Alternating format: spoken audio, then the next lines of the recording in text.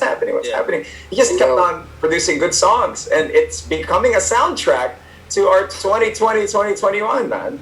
Yeah, it's funny you said that because, like, I think because of the pandemic, the album evolved, and it kind of, I mean, everything, all culture was affected by the pandemic. But, so you can definitely see it in the album. Like, the songs that were produced before are just of a different nature, and they're about a different thing. But as far as like the work ethic, that's Inigo #1. I mean, he just shows up always. He's so busy. He's so in demand.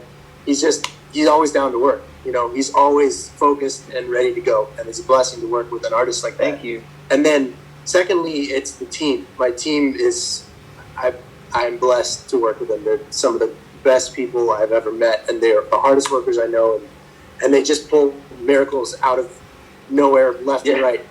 Like last year was just non-stop that. So it really doesn't get better than that. So I really have to.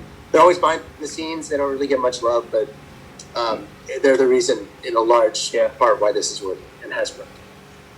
And you know, one of the things as well that we got to see, one of the highlights as well for 2021, Inigo, and for Tarshir, is seeing you guys actually getting airplay in Kiss FM. And how did that feel? Getting your songs heard, you know, not just international, but at a radio station, the biggest radio station in America. How did that feel? I mean, I grew up in LA, you know, listening to Kiss FM, Power 106, and it was so timely also that I was actually in LA at the time it happened. It wasn't planned. I didn't know it was going to get played on the radio at all.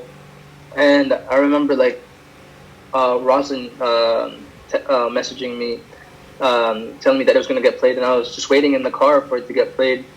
And up to this day, like, it still hasn't sunk in that, you know, my song was actually playing on those radio stations. Because, I mean, like, growing up, I would just dream about that happening. Yeah. And then now, you know, for you as well, Chris, for you to hear your beats, for you to hear your production at a place where you grew up in Los Angeles, you're hearing it over the speakers and inside your car. How did that feel?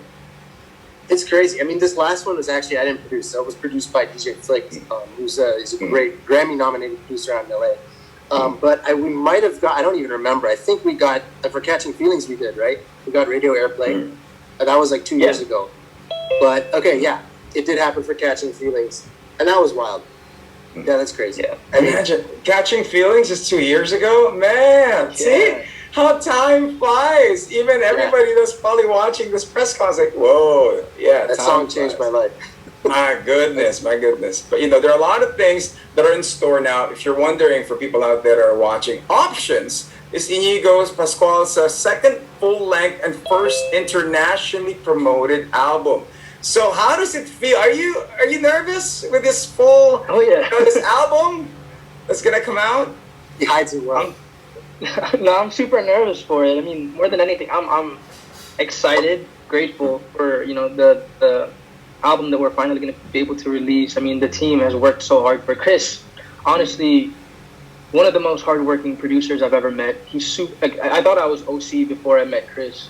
Like, this guy would send me like 100+ drafts for one song. Yeah, Catching Feelings. Like, I'm being serious about that. Like, he would send me 100+ drafts of one single song for each song on the album, and I'm just super happy that finally, you know, after 2 years, we're finally gonna be able to put it out. We've been working so hard on it.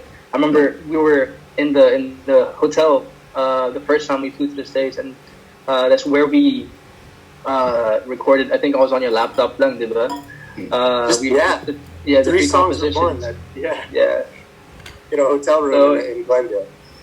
I mean, you know, this is of course Options is to, you know, this is an attempt to elevate the game when it comes to, you know, OPM and bring it to the pop stage. I mean, when you guys first brought out the finished product, when you brought it out, what was the reaction? Who were the people that you guys were letting hear the album?